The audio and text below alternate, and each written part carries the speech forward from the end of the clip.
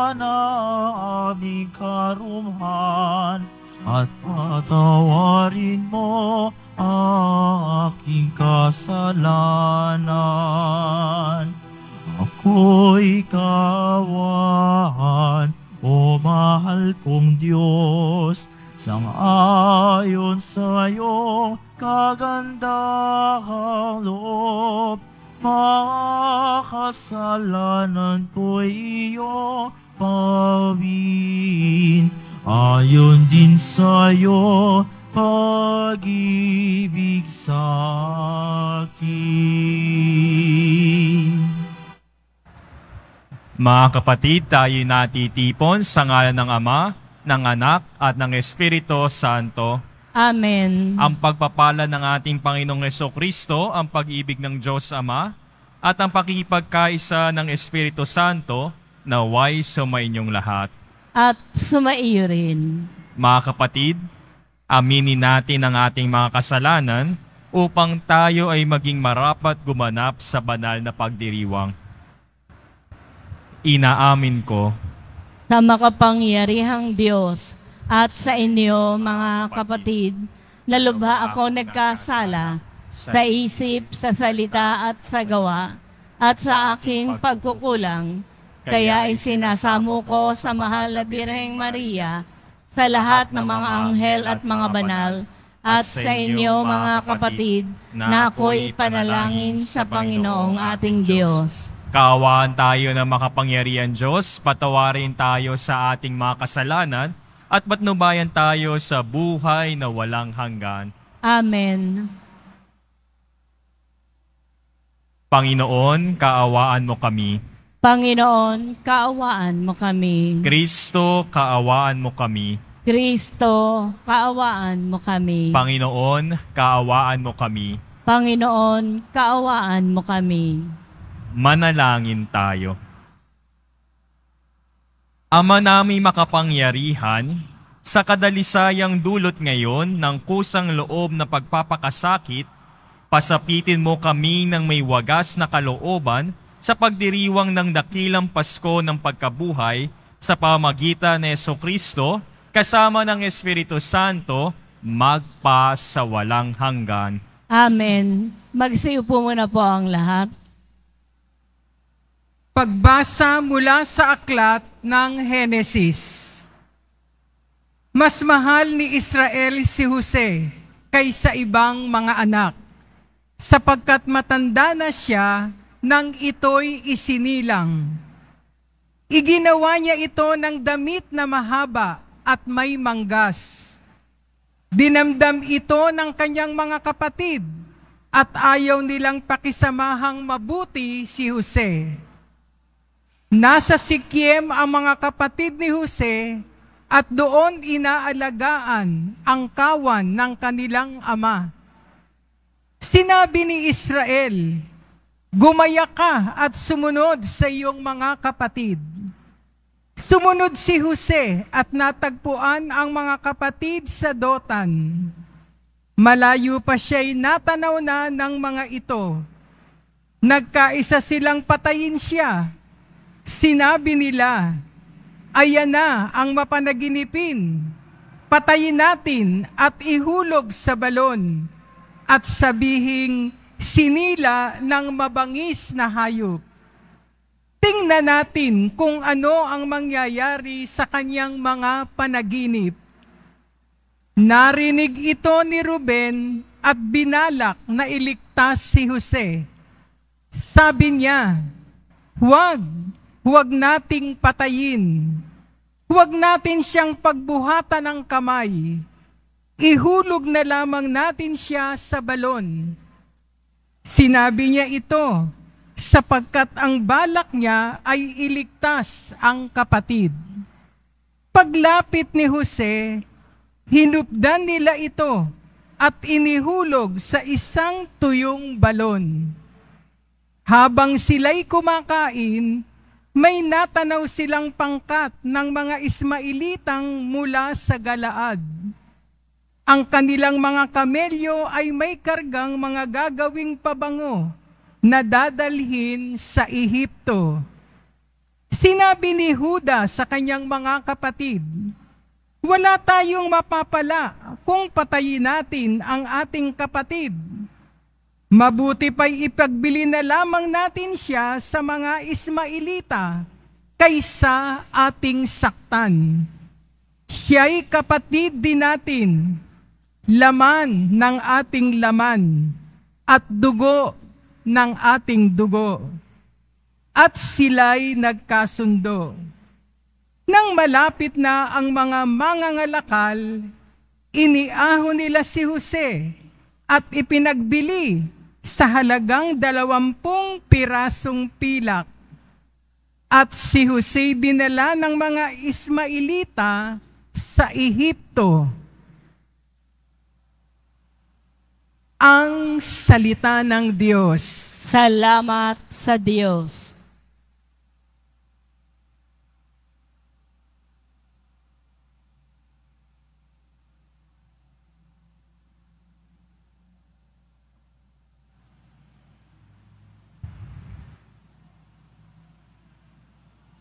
Gunitain ng malugod ang dakilang gawa ng Diyos.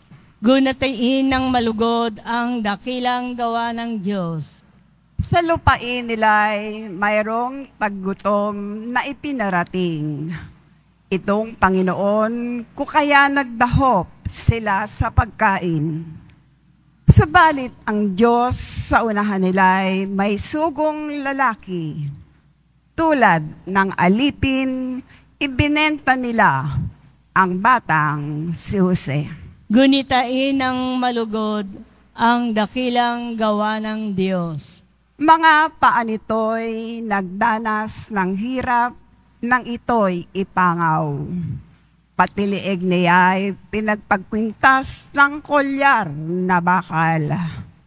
Hanggang sa dumating ang isang sandali na siya'y subukin nitong Panginoon na siyang nangakong siya'y tutubusin. Gunitain ng malugod ang dakilang gawa ng Diyos. Ang kinansangapan niya ay isang hari, siyang nagpalaya. Pinalaya siya nitong haring ito na mahala. Doon sa palasyong tahanan ng hari, pinapamahala. Sa buong lupain, si Jose ginawa niyang katiwala. Gunitain ng malugod ang dakilang gawa ng Diyos. Magsitayo na po ang lahat.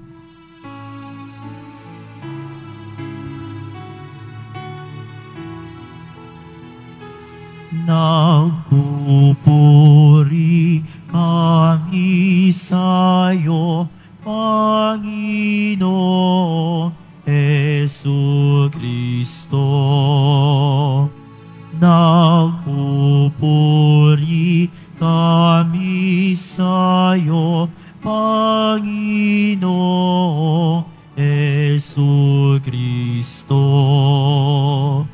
Pag-ibig sa sanlibutan ng Diyos ay gayon na lamang. Kanyang anak ibinigay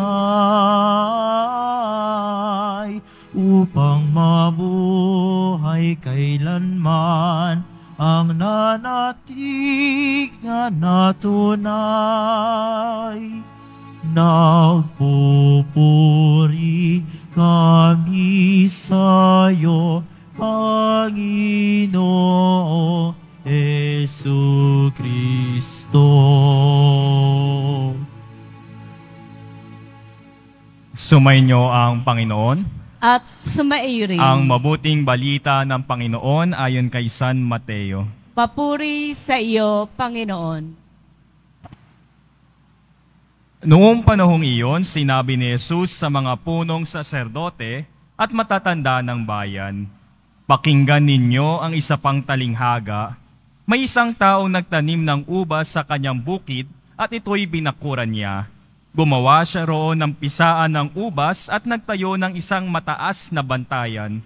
Pagkatapos kanyang iniwan sa mga kasama ang ubasan, at siya'y nagtungo sa ibang lupain. Nang dumating ang panahon ng pitasan, pinapunta ng may-ari ng ubasan ang kanyang mga alipin upang kunin sa mga kasama ang kanyang parte. Ngunit sinunggaban ng mga kasama ang mga alipin, binugbog nila ang isa, pinatay ang ikalawa, at binato naman ang ikatlo. Pinapunta uli ng may-ari ang mas maraming alipin, ngunit gayon din ang ginawa ng mga kasama sa mga ito. Sa kahuli-hulihay pinapunta niya ang kanyang anak na lalaki. Igagalang nila ang aking anak, wika niya sa sarili. Ngunit nang makita ng mga kasama ang anak, sila'y nag-usap-usap. Ito ang tagapagmana. Sila'y, halik kayo, patayin natin nang mapasa atin ang kanyang mamanahin. Kaya't siya'y sinunggaban nila, inilabas sa ubasan, at pinatay. Pagbalik ng may-ari ng ubasan, ano kaya ang gagawin niya sa mga kasamahang iyon? Sumagot sila, lilipulin niya ang mga buhong na iyon, at paaalagaan ng ubasan sa ibang kasama na magbibigay sa kanya ng kaparte sa panahon ng pamimitas. Tinanong sila ni Jesus, hindi ba ninyo nababasa ang talatang ito sa kasalutan? Ang batong itinakwil ng mga tagapagtayo ng bahay ang siyang naging batong panulukan. Ginawa ito ng Panginoon at ito'y kahanga-hanga. Kaya nga sinasabi ko sa inyo, hindi na kayo ang paghaharian ng Diyos, kundi ang bansang malilingkod sa Kanya ng tapat. Narinig na mga punong saserdote at na mga pareseyo ang mga talanghaga ni Jesus at naunawaan nila sila ang pinatamaan niya. Dadakpin sana nila siya, ngunit natakot sila sa mga tao sapagkat kinikilala ng mga ito na propeta si Jesus.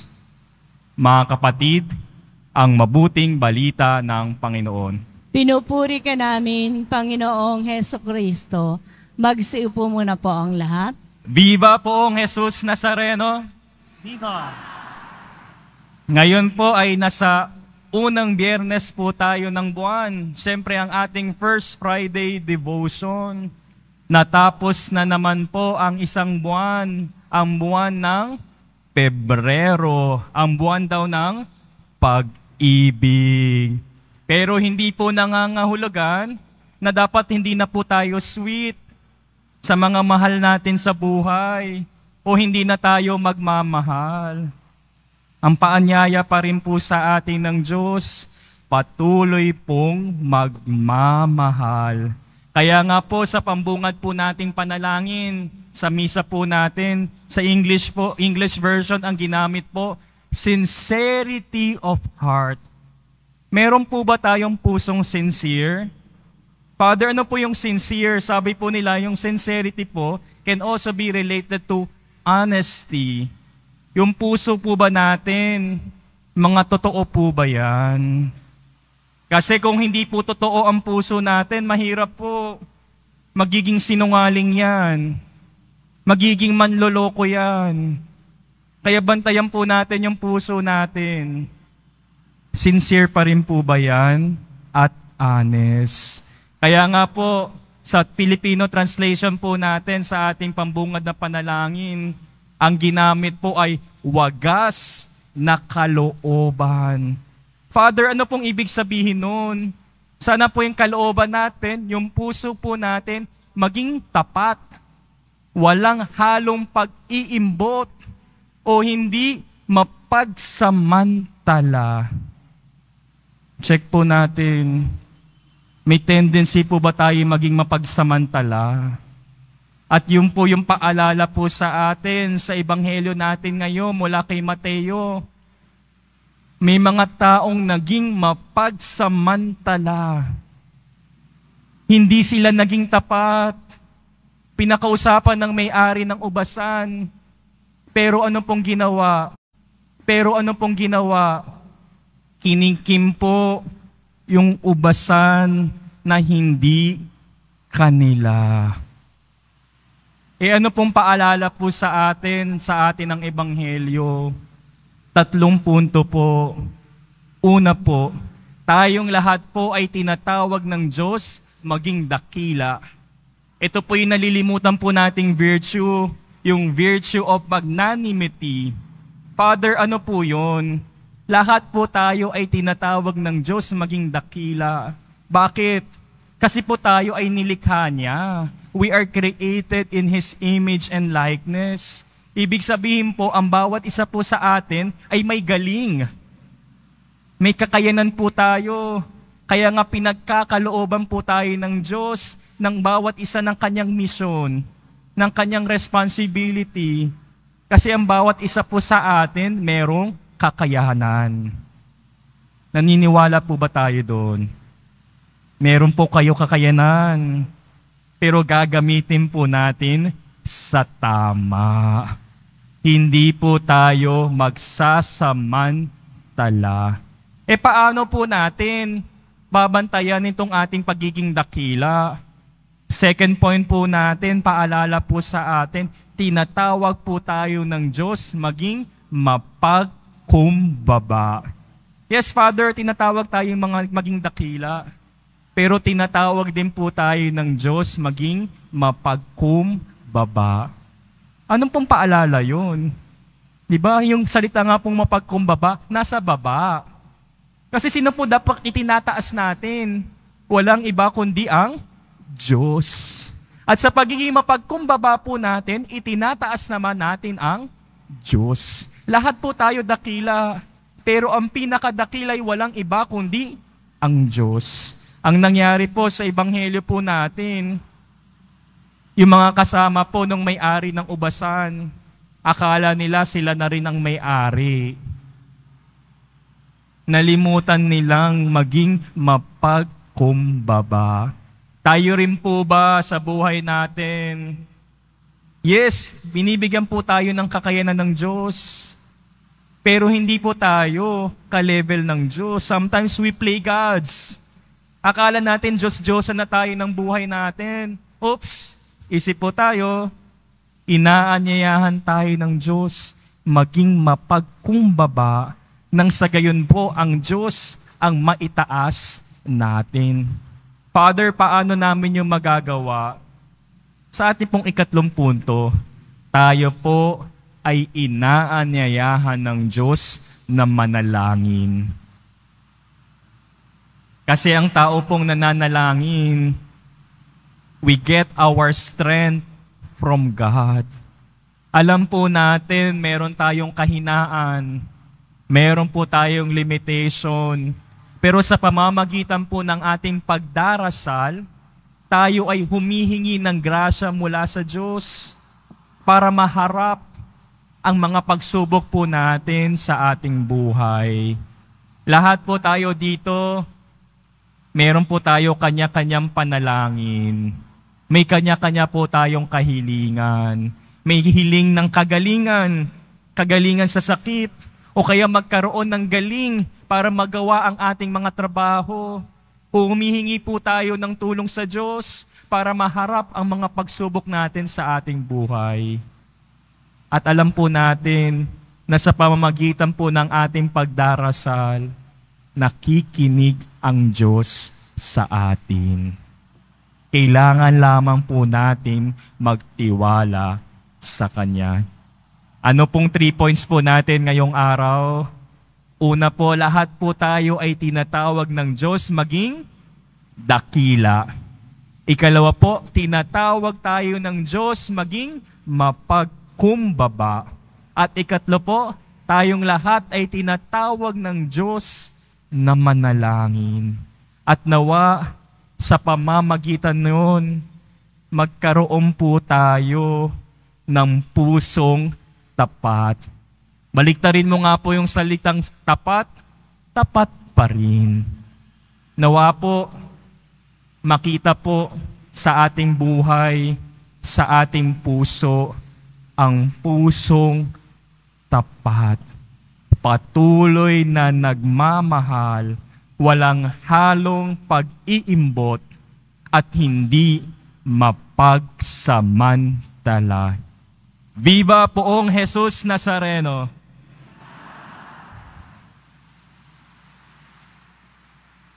Magsitayo na po ang lahat.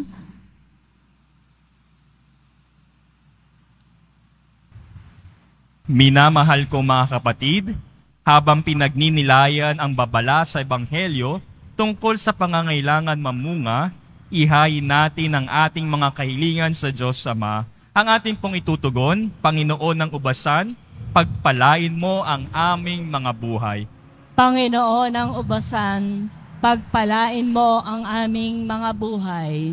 Ang Santo Papa, naway makatanggap ng liwanag, lakas, at tulong sa kanyang pag-akay sa simbahan sa mga panahong ito ng kahirapan. Manalangin tayo. Panginoon ng Ubasan, pagpalain mo ang aming mga buhay. Ang ating mga isipan, naway mapuspos ng kapayapaan ng Diyos na naghahatid ng walang hanggang kagalakan at walang katapusang kaligayahan. Manalangin tayo. Panginoon ng Ubasan, pagpalain mo ang aming mga buhay. Sa ating mga sariling buhay, naway makapagbigay tayo ng bunga ng pag-ibig, pagpapatawad, katarungan at kapayapaan. Manalangin tayo. Panginoon ng Ubasan, pagpalain mo ang aming mga buhay. Ang mga may sakit at nagdurusa, naway hindi panghinaan ng loob sa gitna ng kanilang dinaranas na pagsubok at sa halip ay palakasin ng salita ng Diyos. Manalangin tayo. Panginoon ng Ubasan, pagpalain mo ang aming mga buhay. Sa katahimikan ng ating mga puso, idulog natin sa Panginoon ang ating mga pansariling kahilingan.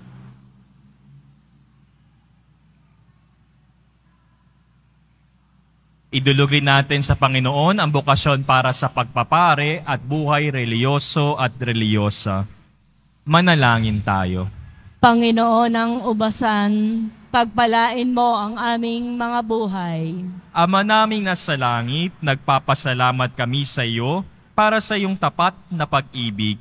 Idinadalangin namin ito sa pamamagitan ni Kristo, aming Panginoon. Amen. Magsiupo muna po ang lahat.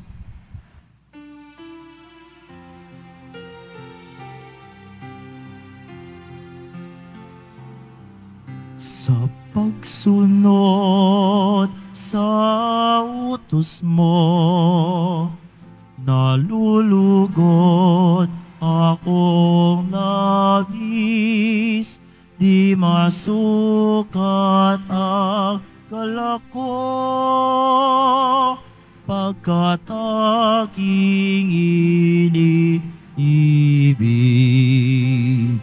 Sa'yo, Ama, aming handog ang tinapay at alak na ito. Handog ng iyong bayang sumasamot, humihingi ng patawad mo. Magsitayo na po ang lahat. Manalangin kayo mga kapatid, ang pampagahi natin ay kalugdan ng Diyos amang makapangyarihan. Tanggapin nawa ng Panginoon itong paghahain sa iyong mga kamay, sa kapurihan niya at karangalan sa ating kapakinabangan at sa buong sambayanan niyang banal. Ama naming lumika, pangunahan nawa kami ng iyong kagandahang loob sa aming paghahain bilang iyong mga lingkod, upang sa matapat na pamumuhay kami may taguyod sa pamagitan ni Jesucristo kasama ng Espiritu Santo, magpa sa walang hanggan.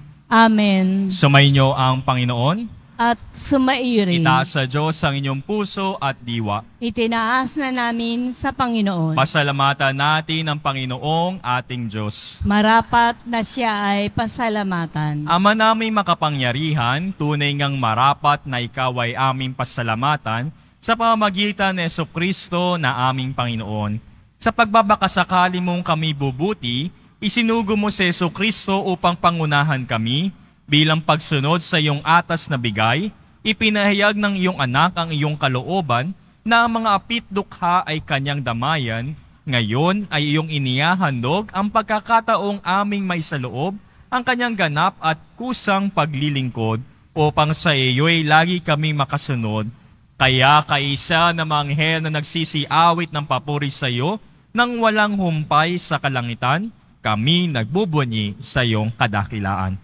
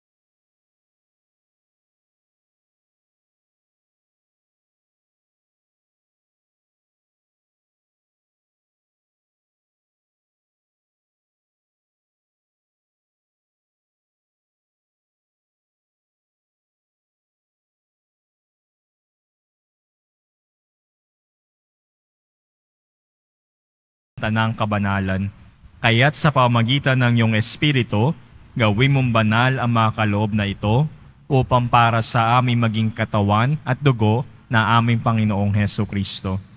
Bago niya pinagtiis ang kusang loob na maging handog, hinawakan niya ang tinapay, pinasalamatan kanya, pinaghati-hati niya yon, iniabot sa kanyang mga alagad at sinabi, "Tanggapin ninyong lahat ito at kanin, ito ang aking katawan na ihahandog para sa inyo."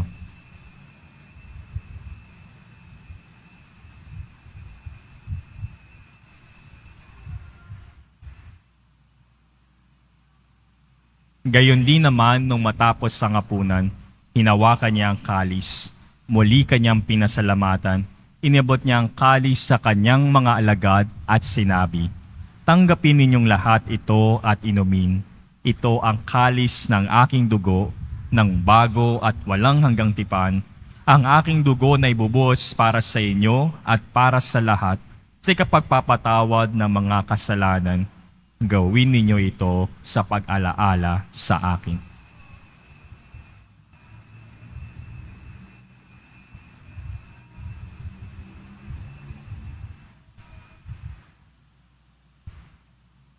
Magsitayo na po ang lahat. Ipagbunyi natin ang misteryo ng pananampalataya. Si Kristo'y namatay, si Kristo'y nabuhay, si Kristo'y babalik sa wakas ng panahon. Ama, ginagawa namin ngayon ang pag-alaala sa pagkamatay at muling pagkabuhay ng iyong anak, kaya't inaalay namin sa iyong tinapay na nagbibigay buhay at ang kalis na nagkakaloob ng kaligtasan. Kami nagpapasalamat dahil kami iyong minarapat na tumayo sa harap mo para maglingkod sa iyo.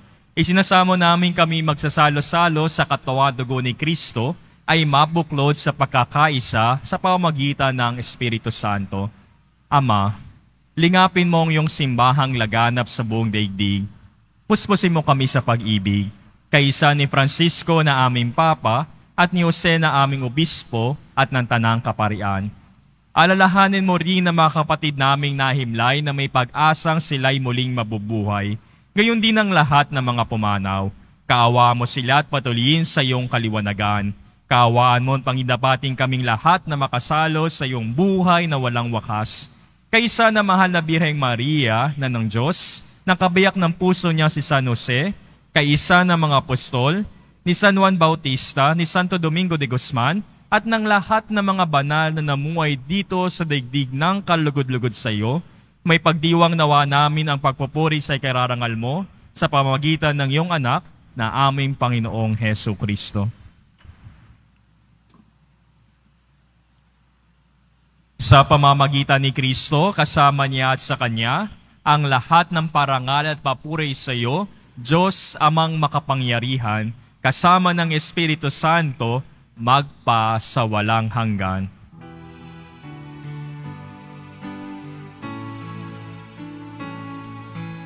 Amen. Amen.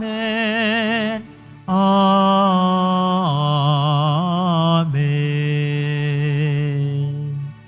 Sa tagubilin ng mga nakagagaling na utos at sa turo ni Jesus na Panginoon natin na Diyos, ipahayag natin ng lakas loob.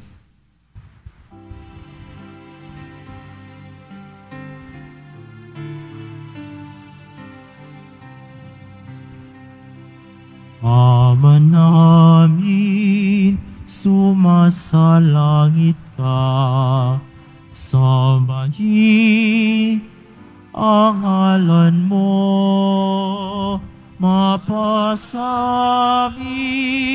ang kaharian mo, sundin ang loob mo, dito sa lupa para nang sa langit. Bigyan mo kami ngayon ng aming kakanin sa araw-araw at patawarin mo kami sa aming mga sala para ng pagpapatawad namin sa nagkakasala sa amin, at huwag mo kaming ipahintulot sa tukso, at iadya mo kami sa lahat ng masama.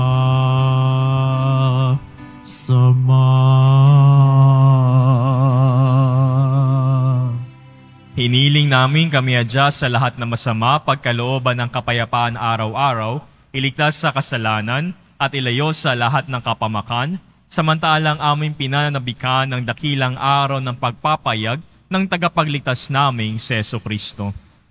Sapagkat iyo ang kaharian, at ang kapangyarihan, at ang kapurihan magpakailanman. Amen. Panginoong Jesucristo, sinabi mo sa iyong mga apostol, kapayapaan ang iniiwan ko sa inyo, ang aking kapayapaan ang ibinibigay ko sa inyo.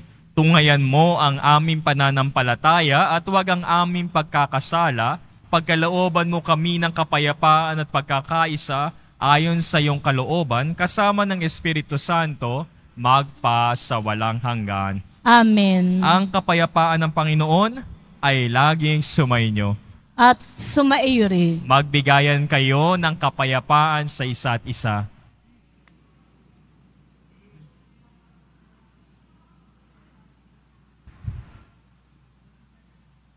Kordero ng Diyos na nag-aalis ng mga kasalanan ng sanlibutan, maawa ka sa amin. Kordero ng Diyos na nag-aalis ng mga kasalanan ng sanlibutan, maawa ka sa amin. Kordero ng Diyos na nag-aalis ng mga kasalanan ng sanlibutan, ipagkaloob mo sa amin ang kapayapaan. Magsiluhod po ang lahat.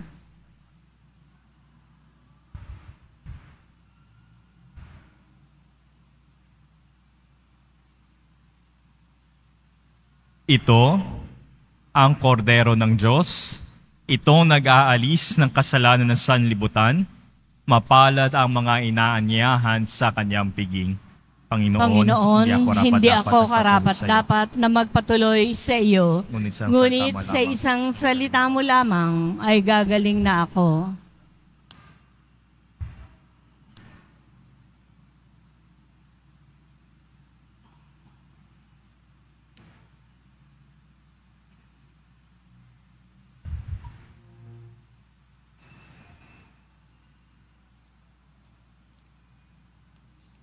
Para po sa lahat ng tatanggap ng banal na komunyon, sasagat po tayo ng amen. Pagkasabi po ng pare o ng lay ministers ng katawan ni Kristo at isubo po agad sa bibig bago umalis sa harapan ng pare o ng lay ministers, sumunod po tayo at maraming salamat po.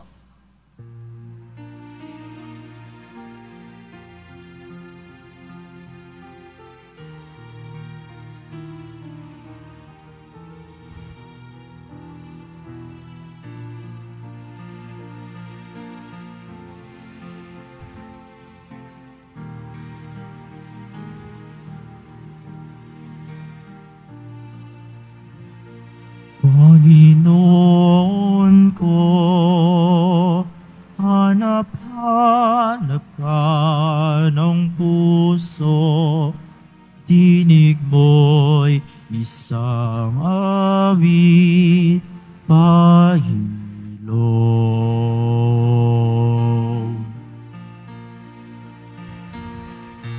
Panginoon ko, hanap-hanap ka ng puso, tinig mo'y isang awit, paghilom.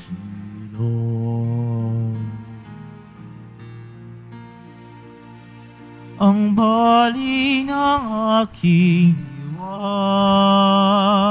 ay sa'yo, huwag nawang pababayang masipayo. Ikaw ang puntong hininga ng buhay, dulot mo'y kapayapaan, pag-ibig.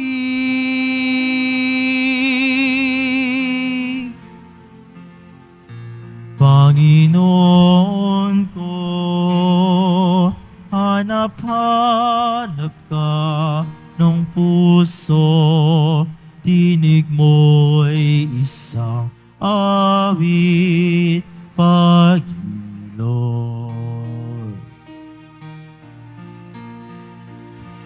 Ako'y akayin sa daang matuwid, huwag nawang paintulutang mabighani.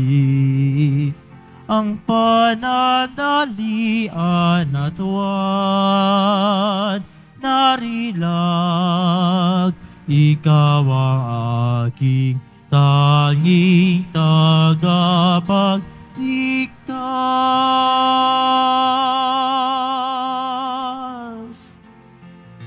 Panginoon ko, hanap-hanap ka ng puso, tinig mo'y isang awit, paghilom.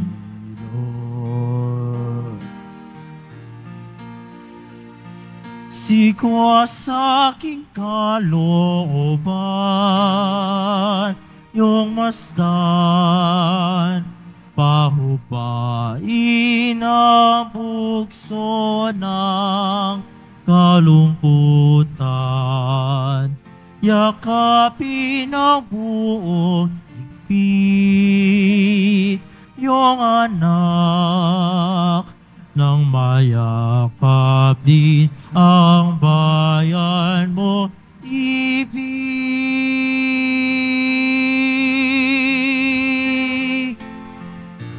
Panginoon ko, hanap-hanap ka ng puso, dinig mo'y isang awit, paghilom.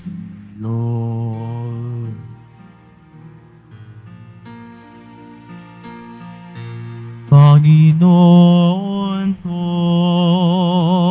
hanap-hanap ka ng puso, dinig mo'y isang awit, paghilom.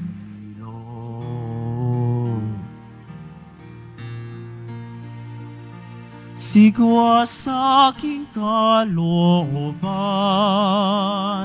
yung masdan, pahupain ang bukso ng kalungkutan. Yakapin ang buong higpit, yung anak ng mayakap din ang bayan mo ibig.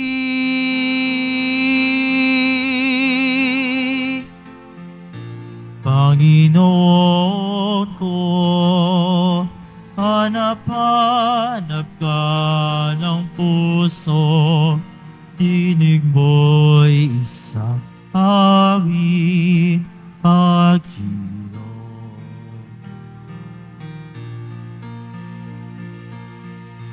Panginoon ko, hanap-hanap ka ng puso, tinig mo'y isang awit paghiro.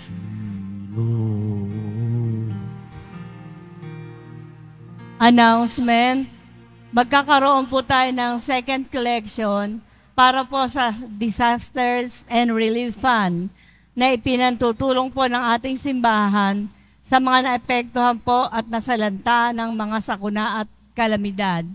Tumulong po tayo at maraming salamat po.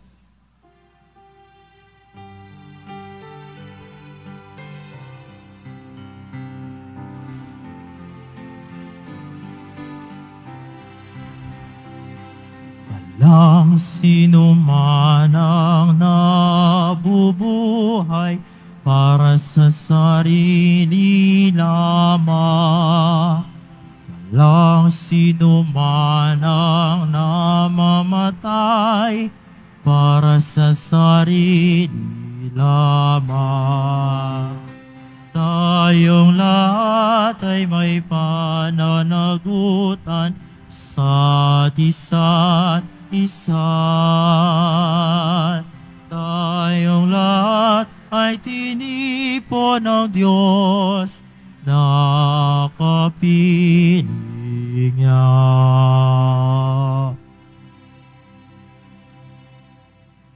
Announcement, inihahandog po ng Simbahan ng Quiapo ang Nazareno Medallion. Ito po ay nagkakahalaga ng 20 pesos at mabibili sa ating Parish Finance Office. Ang Nazareno Medallion po tuwing Biyernes at Linggo ay mabibili rin sa mga booth o tent sa may BPI Quezon Boulevard at sa Benedict Building Ground Floor, Evangelista Street, mula alas 7 po ng umaga hanggang alas 6 ng gabi.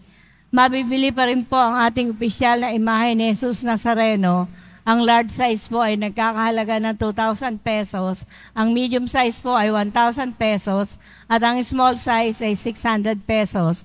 Ang mga ito po ay mabibili lamang sa ating Parish Finance Office. Ang mga oras po ng ating Finance Office tuwing Lunes hanggang Huwebes at Sabado po ay alas 8 ng umaga hanggang alas 4:30 ng hapon.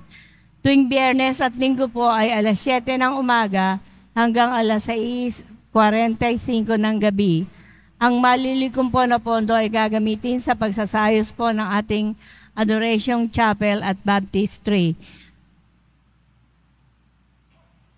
Announcement po para po sa Nazarene Catholic School. Ang Nazarene Catholic School po ang paaralan po ng Basilica Menor at Pambansang Dambana ni Jesus Nazareno ay tumatanggap na ng mag-aaral mula po sa preschool hanggang senior high school para po sa school year 2024 to 2025. Sa mga mag-aaral na papasok para po sa grade 1 at grade 7, ang paaralan po ay magbibigay ng libreng mga libro sa darating na pasukan para po sa taong 2024 at 2025. Meron din pong academic discount sa mga mag-aaral na kabilang sa top 10 na papasok ng grade 1 at grade 7.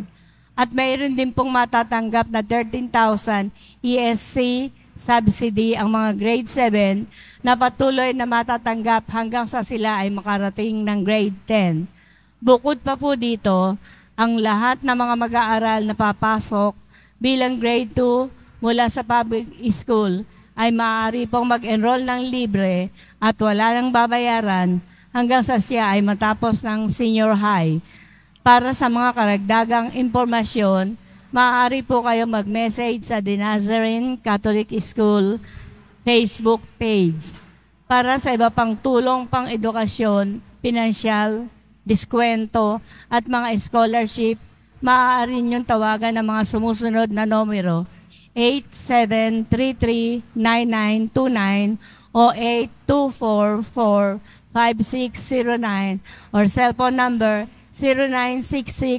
0966-211-2152.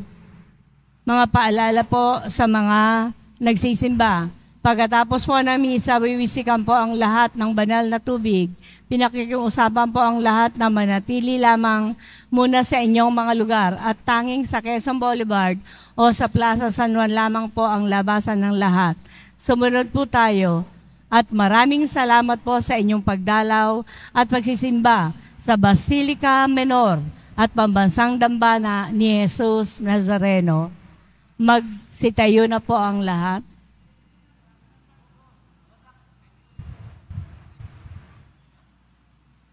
Manalangin tayo. Ama namin pagmahal, pagkatanggap namin sa banal na pakikinabang, marapati mong tahakin namin at sapitin ang kaligtasang iyong ibinigay sa amin sa pamamagitan ni Jesucristo kasama ng Espiritu Santo, magpa sa walang hanggan. Amen. Maraming salamat po sa pakikisa sa ating banal na misa at walang hanggang pasasalamat po sa Poong Jesus Nazareno. Sumainyo ang Panginoon. At sumaiyo rin. Magsiko kayo para sa pagbabasbas. Mahal na Poong Jesus Nazareno, inihayag mo sa pamamagitan ng krus ang walang maliw na pag-ibig ng Diyos sa sangkatauhan. Pakinggan mo ang kahilingan ng iyong angkan na nagsusumamo sa iyo. Makamtan nawa nila ang iyong katugunan at tanggapin ang kasagutan na may utang na loob na tinatanaw. Basbasan din po ninyo ang mga daladala nilang mga imahin at dasalan.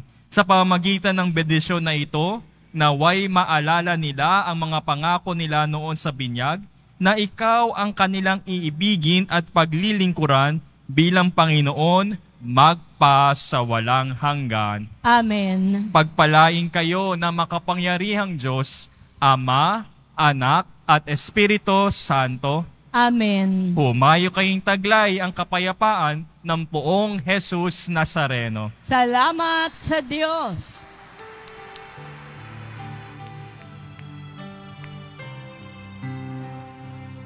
Nuestro Padre Jesus Nazareno, sinasamba ka namin,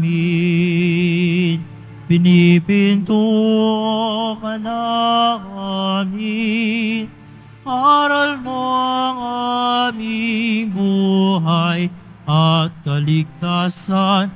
Nuestro Padre Jesus Nazareno, iligtas mo kami sa kasalanan. Ang krus mong kinamatayan ay sagisag ng aming kaligtasan. Nuestro Padre Jesus Nazareno, dinarangan ka namin. Nuestro Padre Jesus Nazareno, nilulwalhati ka namin. Nuestro Padre Jesus Nazareno, dinarangal ka namin. Nuestro Padre Jesus Nazareno, nilulwalhati ka namin.